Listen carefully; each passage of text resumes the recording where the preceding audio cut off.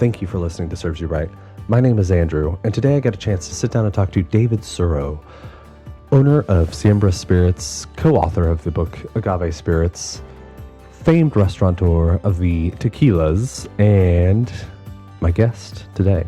David is a champion of all things agave, and he couldn't have arrived at a better point.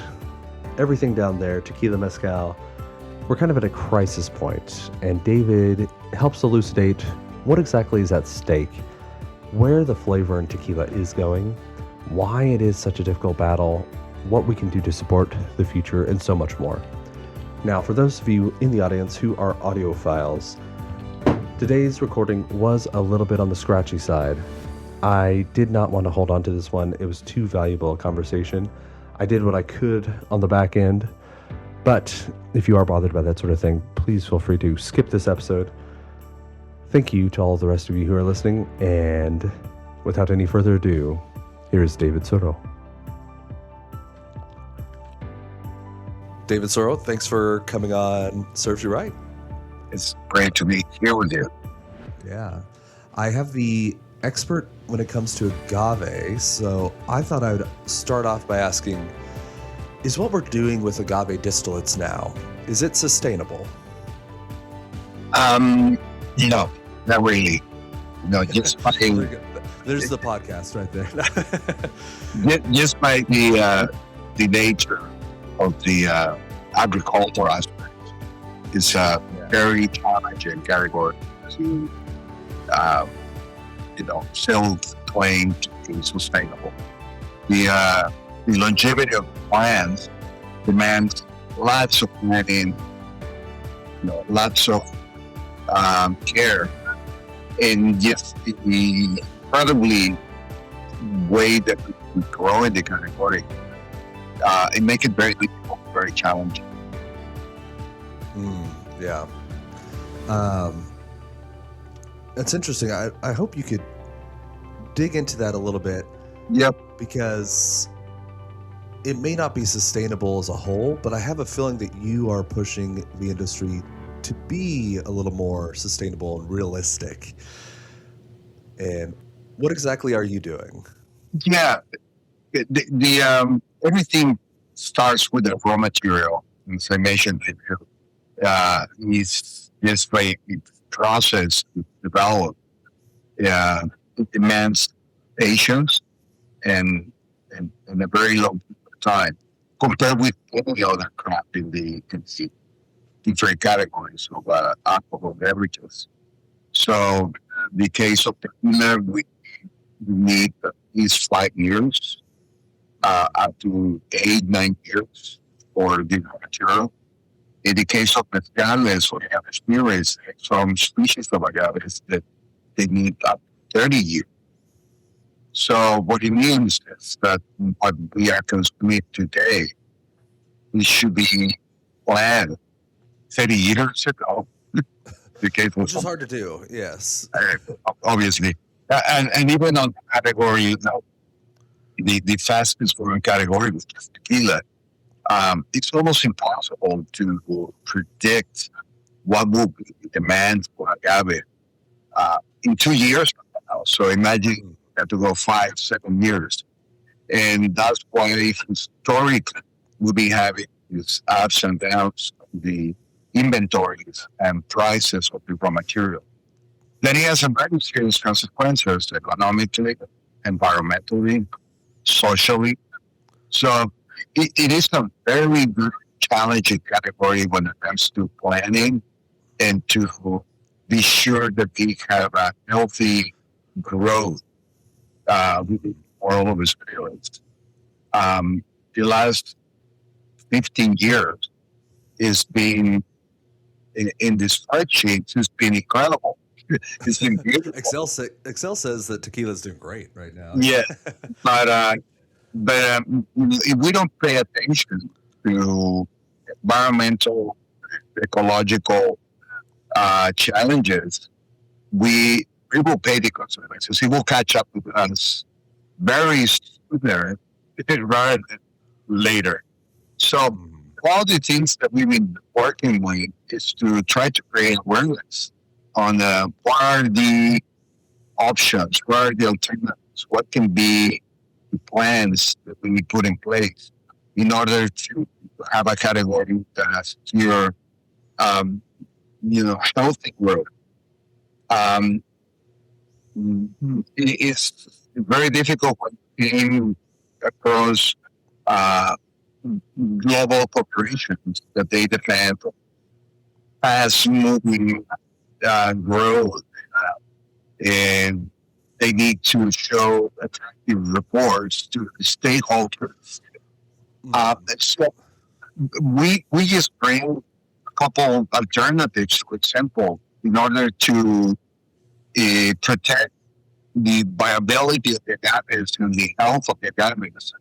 We came out with bat-friendly project, which I wanted to ask you about that. it focuses in one aspect of the agaves, which is the genetic diverse. The agave, due to this pressure that we put in the raw material, we want to reproduce faster, faster, and faster, and faster. We have more control of the reproduction of agaves. So what we've been doing in the case of tequila for over 100 years, we've been reproducing the agave and however only via offshoots, clones. So we have many generations of agave tequila and however and are clones of clones of clones. Clones. What happened when we use these methods of reproduction? Well, yes, we are efficient. Yes, we are reducing faster. We didn't have to invest that much time in. We reduced particularly the use of soil, letting the agaves fully develop, give us seeds and replant the seeds. Here with the offshoot, we save a couple of years by using the clones, but it's a clone of a clone. So genetically, these agaves, they are slowly in every generation that pass, they've been forgetting or eliminating the mechanisms, the natural mechanisms that they can develop millions of years, or how to handle natural predators, natural definite disease. So what we've been forced to do as an industry is to bring agrochemicals, pesticides, herbicides to help the agaves to survive an environment that they are not capable to take care of themselves anymore because the lack of genetic information. So the Bachelor Project, what it does is to invite producers of agave, farmers, tequila producers, to allow the percentage of their agave to fully grow, to reach a period of the life of the plant where they can reproduce not by clones, but by cross pollination. What is the impact of this on the plants? Well, they can slowly start to recover the genetic information that they desperately need to be more protected by, the genetic, the antibodies that, they forget to produce, and to start to reduce the use of agrochemicals. The agrochemicals, obviously, they don't have that function to protect the agaves. They have consequences. And the consequences, as we know, they are typically not good for the environmental. They're not good for humans to handle that. Soil, we notice that agaves are more stressful because the lack of nutrients, because the soil contamination. So there is a lot of consequences. We don't do things the way that Mother Nature prefers. So, but friendly is an example, but there is options. There is some solutions. It will take generations to start to recover genetic strength, but it to start somewhere.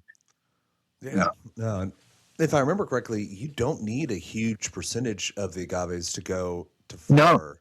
no. Like 5% or something, right? Or even that. We ask 5% because this is what it really gets me, and this is what it shows how little we know about our own raw materials as an industry. Uh, one market, non agave, can give us about 5 to 8 offshoots. Mm. Okay, and usually the offshoots are obtained in the third or fourth year of the life of the mother. So that's why it's very attractive. We can collect those shoots and replant them right away. If we want to let the mother plant to fully develop, we had to go to the very end of the life of their lives. We can be an extra 2 or 3 years. Okay, but that mother, if we use the house pollination, the sexual reproduction, can give us 10,000 viable seeds.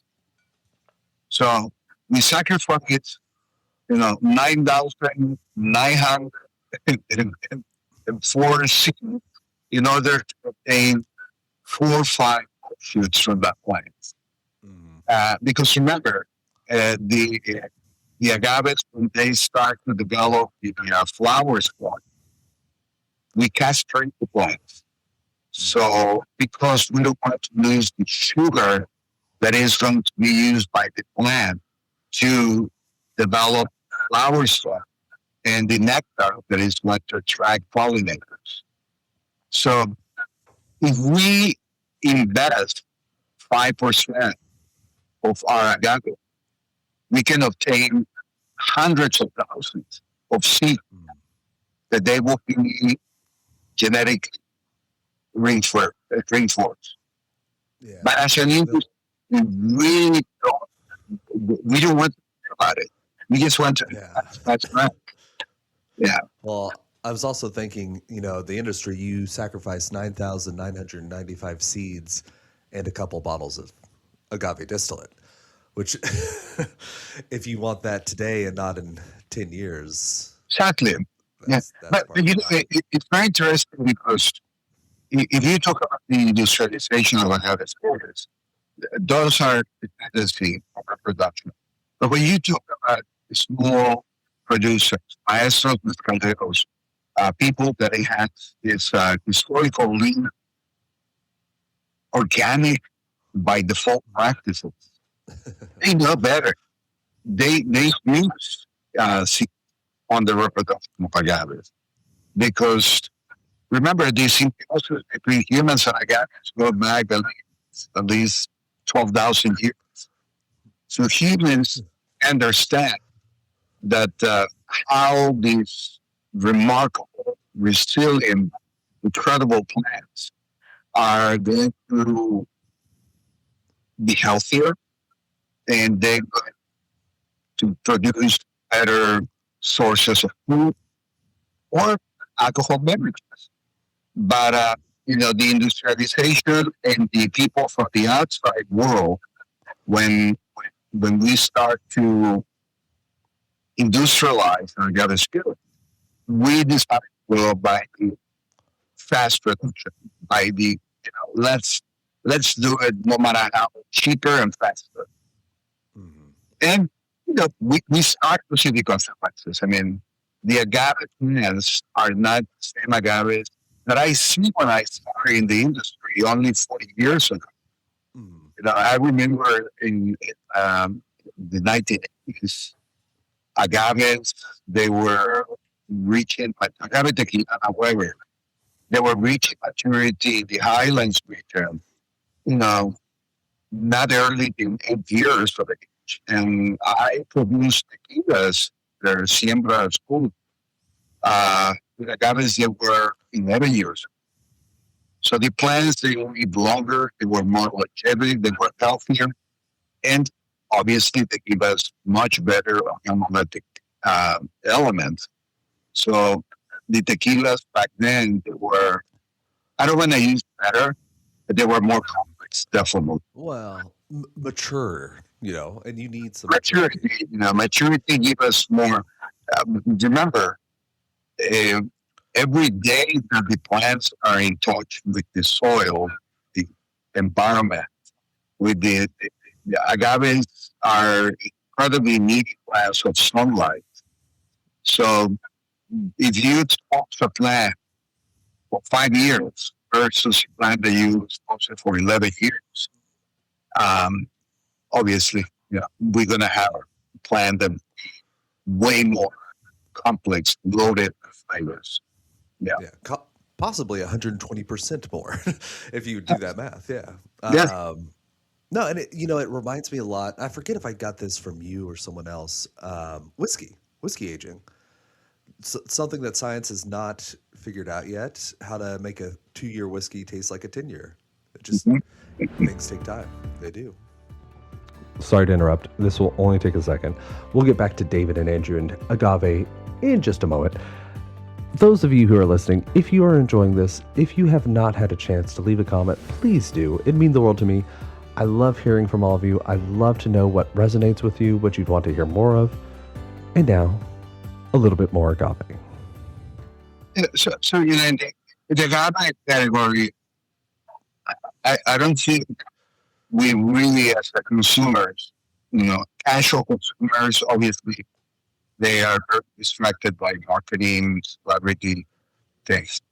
But more serious consumers, I think we are focused in a lot of things not related to the foundation of this spirit, which is the interaction between mezcaleros, maestros tequileros, families have a deep roots into the culture or the expertise of making good tequilas, good mezcal.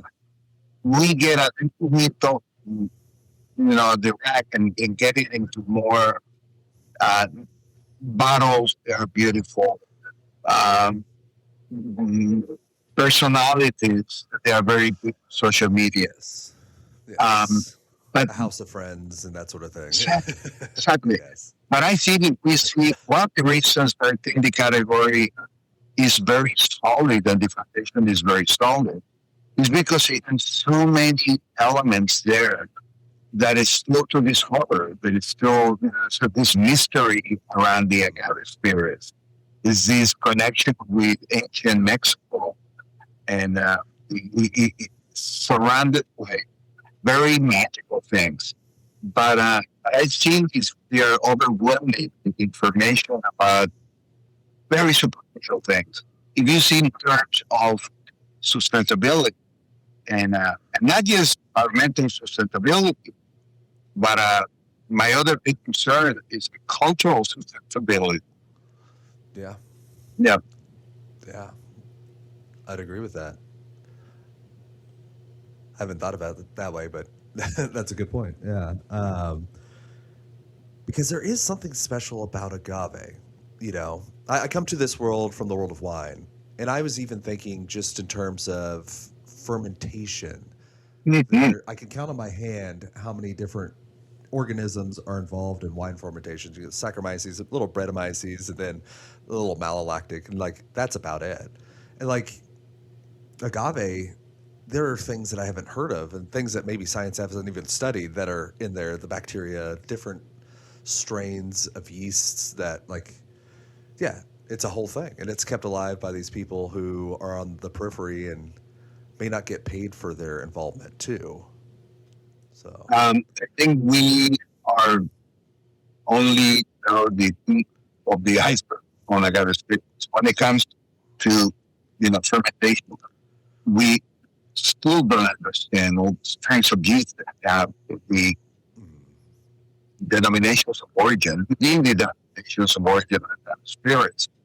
I don't think there's been enough studies to truly understand what happens during these conversions, during these chemical reactions. there is hundreds of strengths that are being detected. But what's going to be the impact? What's going to be aromas, flavors, textures, and okay.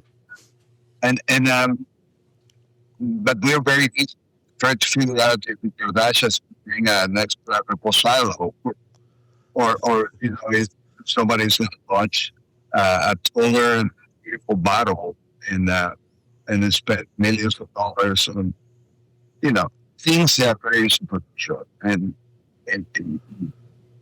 the focus of the category, if it's interesting right now, I think that will be way more interesting if we start to go in that direction.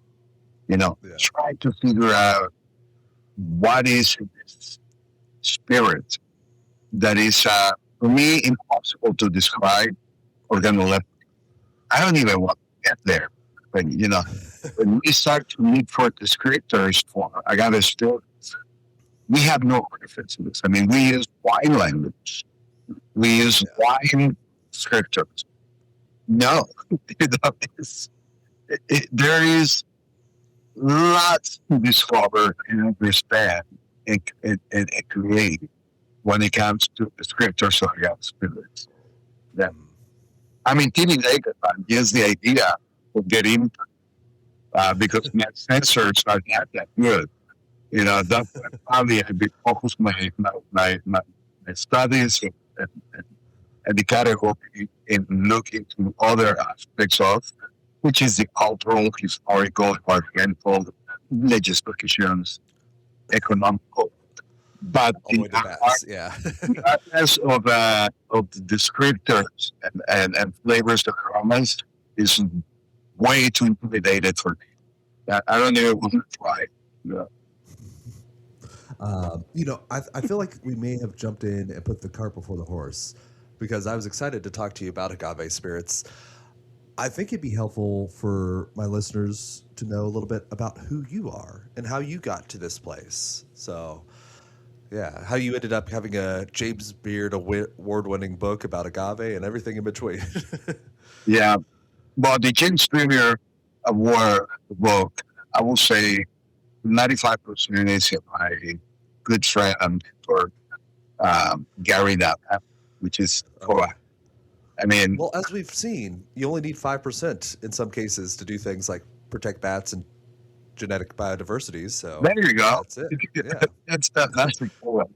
But that is an amazing experience and collaboration. Gary, he really, I think that information at book can add some good references for all of us agave spirits in continuing conversation. Actually, the book was the result of my request that I have for Gary. I tell Gary back 5 years ago, right before COVID, I begged him for a new book from him. I tell him that we really need an update book because, Gary, he published about 32 books on his very prolific career as a researcher and academic. But his last book on Tequila, he was a co-writing Ana Valenzuela, which is also a botanist that is one of the best on the culture of agave spirits. But it was already published about 20 years, about 25 years. So I approached Gary and he said, Gary, we need an update version of that book. Can you please do something? And long story short, he invited me to collaborate with him and we put together, but most of the content is pretty much about my Gary. I don't like the credit. But well, I mean, those of you listening, definitely go and check it out because it is incredibly informative. Towards the end, I was actually going to read a small passage, but it kind of reads like a loving uncle trying to explain to you what's wrong and how to fix tequila and mezcal. Yeah, that's how I took it. Well, that was the idea. Uh, the the idea was to to to bring information that is going to help us to get references where people, you're a very good example, you're very active, you're very interested and to learn and to be proactive. So, well, that's what it is. It's bring information that, 4 or 5 decades been involved in the industry. Uh, we want to present it to you guys. So you have more material that you can question producers, question government agencies, question ourselves about what we do on this category. So, that's me. You're saying, who I am, where I'm coming from. That's exactly what I get focused for 4 decades since I opened the restaurant here in Philadelphia. Um, we had to go back in the 1980s in the northeast of the United States, where there was no references of real Mexican food. I It mean, was all chimichangas and burritos and we were only exposed to very casual version of Tex-Mex. It was not even I love Tex-Mex when it's done a different way. But here was very diluted version of Tex-Mex because we were far away north in the northeast. So when we opened the restaurant, um, the the proposition that we have for consumers in Philadelphia was really weird and misunderstood. So to make things even worse, I called the restaurant Tequila's restaurant. Uh, that make it crazy because they say, a restaurant with that name, that's no chance to survive if you want to get serious in Mexican food. So that was a great incentive for me, to say, hell no. And mm, the the word tequila is loaded with an incredible amount of culture and history, and I'm from there. So if we decide to go a team leading by myself, but we decide to instead of changing the name of the restaurant, we decide to help people change misconceptions about tequila and Mexican food.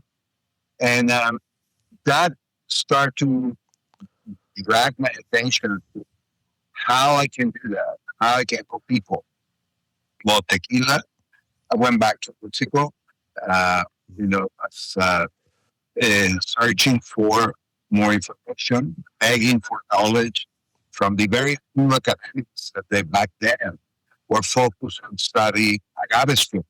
There's very little research on agave spirits. There's a lot of research on raw brandies, whiskeys, cognacs, wines, but we put very little attention to a category of agave spirits was considered for consumption of a low society, but poor people. Um, in this, obviously, a very interesting reason. Mexico is a very um, classist society. So, agave spirits related to the deep Mexico, to the low class of society. So we don't want to study. We don't want to pay attention. It's not into Americans back in the late 90s. They start to taste real tequilas, good tequilas, good mezcal. Rumble came up with this incredible expressions on the maguey. They changed the whole landscape and mezcal. El Tesoro de Don Felipe, Imabeo, people taste those spirits and they think, wait a minute, this is a very complex alcohol beverages. And then we start to pay attention to the historical, cultural aspect. It started to become more interesting. So it's been 4 decades of an incredible journey, working with mentors, working with producers, and just being kind of like a bridge between them and consumers in the United States. And when I say consumers in the United States, I'm talking about the most influential consumers in the world. We are the number one consumers of agave spirits by far in the world. Mexico occupied the second place on consumption of agave spirits, but by a very distant second place. So whatever happens in the United States is fundamental for the development of the category. Um, you and your listeners are very important to protect and to promote and to focus the real issues, real challenges, and the real beauty of the category. Yeah. No, on that point, I mentioned it earlier, but I wanted to highlight it. I might have the numbers wrong, so I might need you to correct me. But I think it was something like a agave distillate beverage is sold in America, just average bar, and something like a fraction of a cent goes to the humidor. Like, it is wild economics. And I want to highlight, because I feel like people forget this, and I know I forget this because I am so wine centric. The thing that always blows my mind about agave, and also might be part of the reason it isn't studied, is you have to destroy the plant to make the distillate. Like, imagine studying wine where every vintage, instead of just getting the grapes, you actually have to rip the vine up. Like, it's a whole crazy proposition where you and it takes years, It's just like, even like my, how would I study this hat is like, it's so long, and it's such a long cycle, which is what it is, I guess. But it's part of the value that we don't add into the agave spirits, and to preserve, uh, harvest those agaves, it requires a highly specialized labor that is not compensated as close as it should be, because jimadores is not just a farmer, as we know, perhaps in California or Florida, that it's hardworking labor. It's there. We basically exploitate 2 legs, 2 arms, to harvest. In the case of the jimadores, we need their wisdom, their relationship with the plants that they have, because if you think of it, they grow up to get there. I mean, in the case of the agaves that were used for some mezcales, a jimador, if he's lucky to live long, he will see only 2 generations of agave. So they basically, yeah, that's true. It's 30 years, yeah. so they basically grow up together.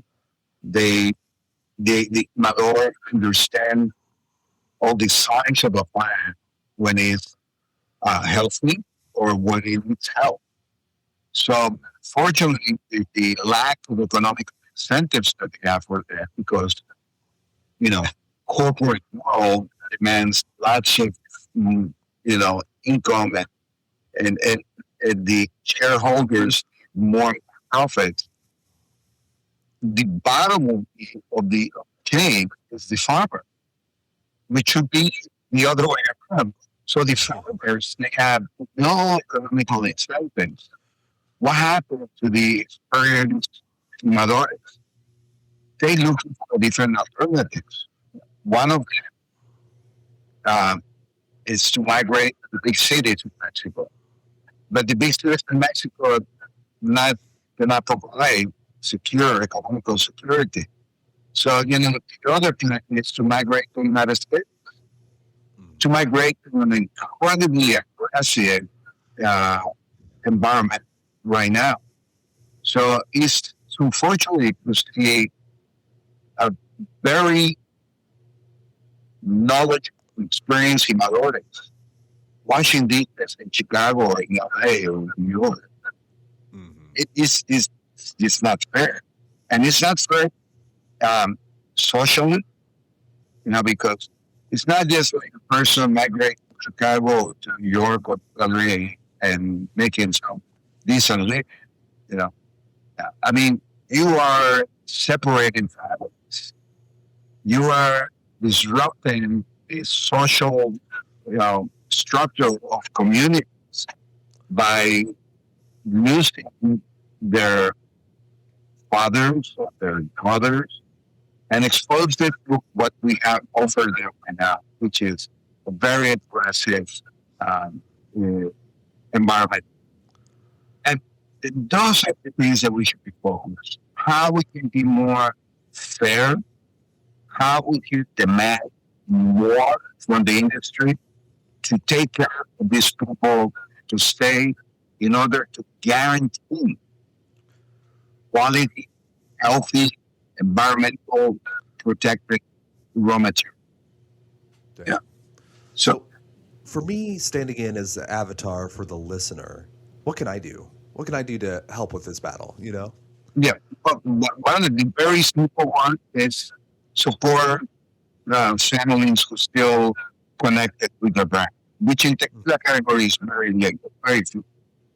In the mezcal, fortunately, in mezcal, these big producers, it's the majority of producers. What we have to do is mezcal, and we have to be very careful because a lot of the big brands of mezcal, what they do right now, they are contracting small producers, promising, that they're going to produce a lot more juice, they're going to get paid a lot of money.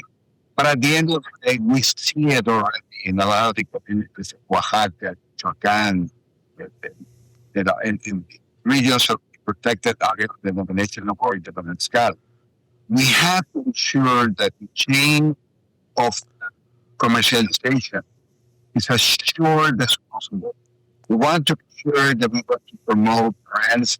They are truly engaged with producers, with the families who own their distilleries, the palenque, the taberna. That's the best we can do as a consumers. In tequila, let's be sure that we consume from the very few distilleries that is still partly owned.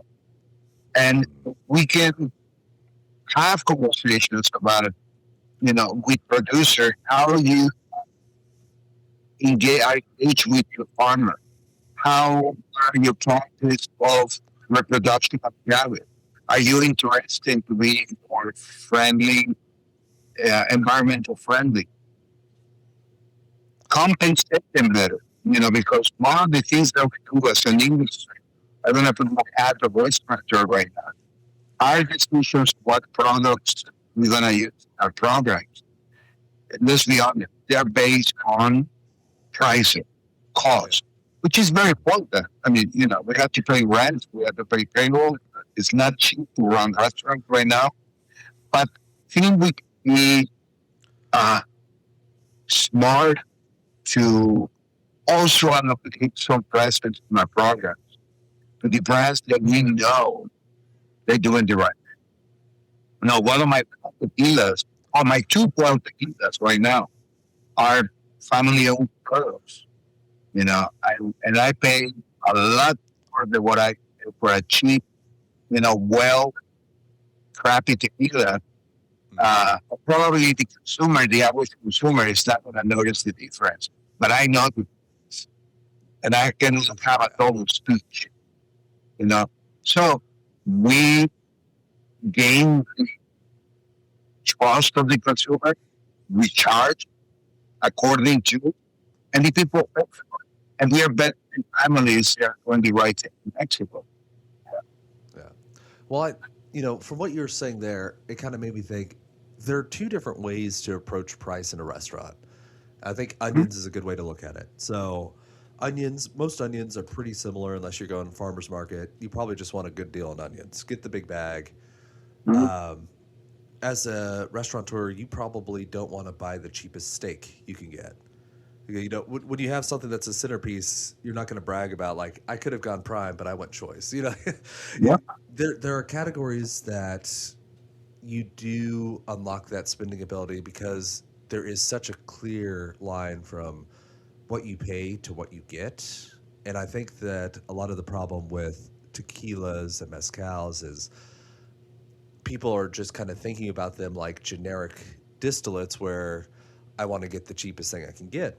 Where, you know, you can get a pretty decent gin for $20. You can. You know, it's just industrially produced distillate with a little bit of flavoring and like, yeah, I think Tanqueray right now is like 25 when I get the case still. Like it's easy, but we might have to accept that the number of people, the timeline that agave takes to mature, and just what it takes to do it right, that we're not going to get a $20 bottle of tequila. We just aren't, unless we have the diffusers, unless we have the Exactly. clones, unless we have all that. Yeah. But we have to be very conscious. You know, something that really bothers me in some programs across the nation and in Mexico at the moment. We have this speech about how connected we are with the farmer. You know, buy the tomatoes from this farmer. The cow was killed 2 days ago in this place. The chickens. We have programs in our kitchens. They are truly remarkable, and we pay a lot of attention to those details, which are, you know, very sustainable and very positive for farmers, for people who are connected with their food. But then you turn it into bars, and, you know, and everything that is used in cocktails is not just industrially produced, but it has a catastrophic consequences for environment. You know, it has a catastrophic consequences socially for the social environment in Mexico. So we totally ignore uh, our cocktail, our bar, our spirit selection, uh, and it kind of like contradicts what we do in our kitchens.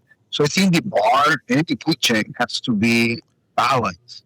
It has to have the same focus. And if you could add the repercussions in Mexico and then the agave category, it will be very helpful. Very helpful. Yeah. Well, I think in terms of a soundbite, fix the world by drinking good tequila and mezcal is something I can get behind. I think a lot of people can too. So, Yeah. yeah. I did want to read just this one section. Nobody else really knows how to do what the maestras and the maestros have learned by practice, prayer, and persistence. They do not perform their magic merely for the purpose of profit. They do it out of pride and culture. What is more, these cultural contributions to the terroir of a mezcal cannot be recreated at any other scale. So, I know you only had 5% to do with that, so just a couple words, but it was one of those lines that when I hit it, I was like, I I have to bring that up. So, Yeah. yeah, I love mezcal. I love agave. I love things that taste like they come from somewhere, and I think that that is very much what agave tastes like. It has a place, you know. You know, for me to, obviously, it's a very rich, um, organoleptic speaking, it's a very rich beverage. Uh, Again, I don't think we still understand or have descriptors to fully develop our descriptions. But for me, the human aspect is the most tasty, the most delicious, the most um, grateful thing to do. But I approach copita, glass, icara, or agave, um, to smell and activate memories and to taste and remember conversations with maestros, to be able to spend time with people that are incredibly, that their level of wisdom is like any sophisticated master distillery in any category of alcohol in the world. Mhm. Um, for me, agave spirits is always going to be um, that aspect, that part that is going to be a you know, understand the community, understand those maestros. Uh, it's just so inspirational for me, to listen how they describe their agaves, listen how they describe the bubbles, pearls, glass, um, Mhm. how they change recipes every time, depending on the quality of agave that they're working with or where it's coming from. The wisdom is incredible. And I feel very lucky when I approach to an agave story. Uh, what I did deserve being in front of this spirit. Yeah. Yeah, and it's an experience that the modern world is in danger of losing unless we got people like you fighting the Like fight. you, and like all, it's like all of us. This is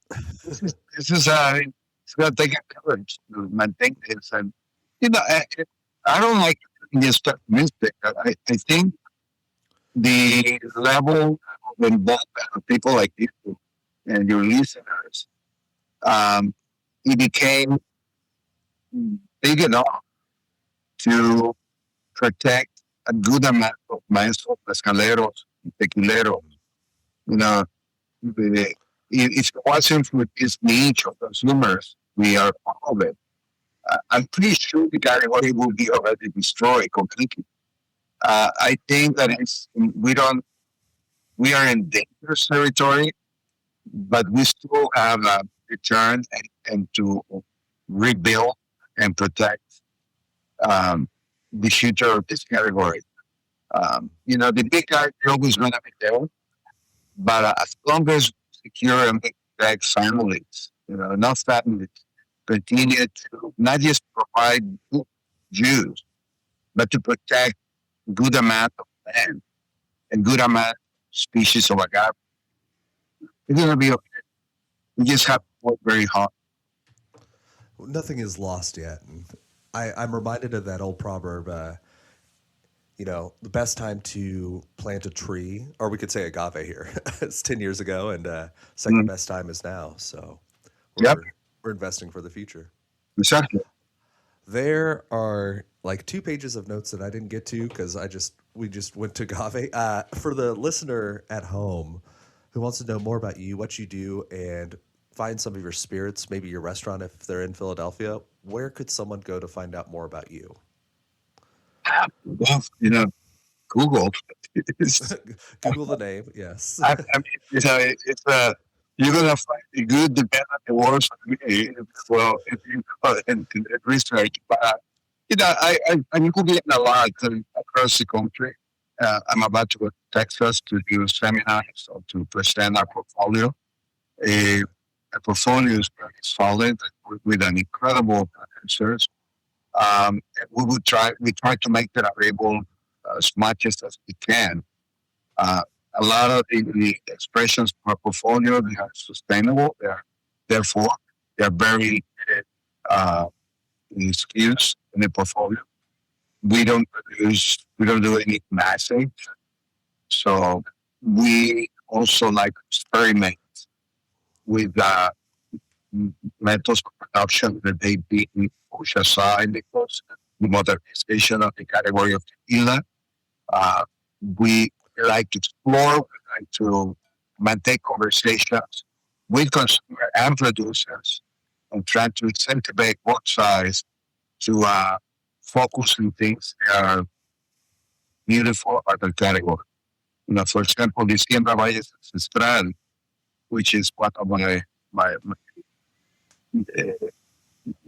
expressions of that portfolio. It's a tequila uh, revisited the historical methods of production of tequila. We went back to cooking agaves on the ground with ovens We do a maceration to extract the juice. We use Filipino distills, which are made out of wood. Um, those type of things, I think that they're like refreshing to carry.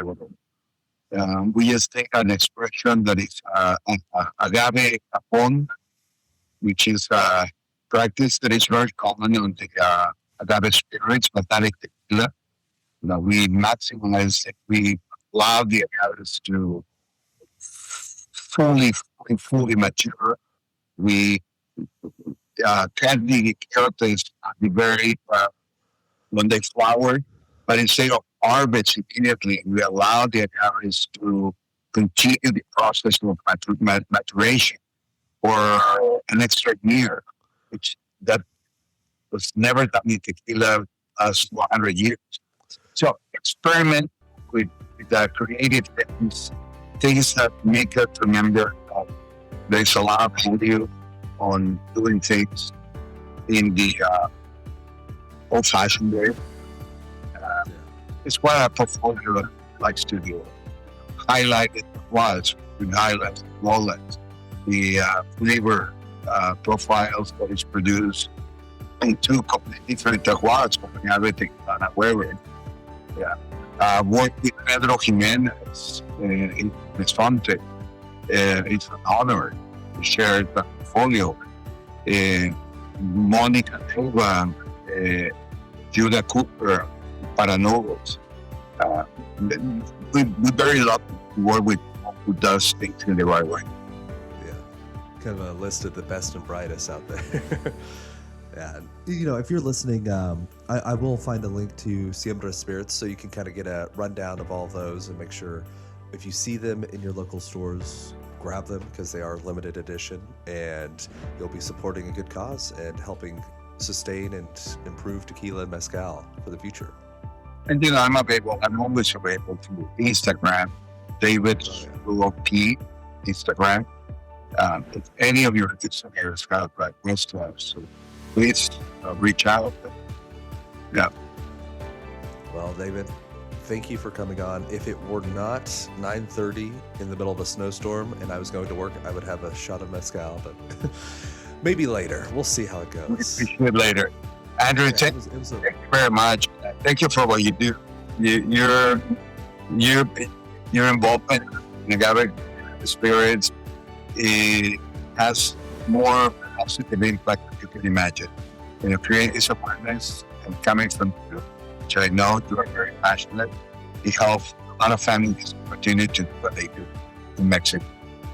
Well, thank you. Yeah, I'm trying to be a voice in the desert for a little bit of positivity and hopefully a brighter future going forward. That's the show, my friends. Thank you for listening to Serves You Right. If you have not checked it out, go to servesyouRightPod.com to see what we're up to, see old episodes, and so much more. All right, I'll see you next time.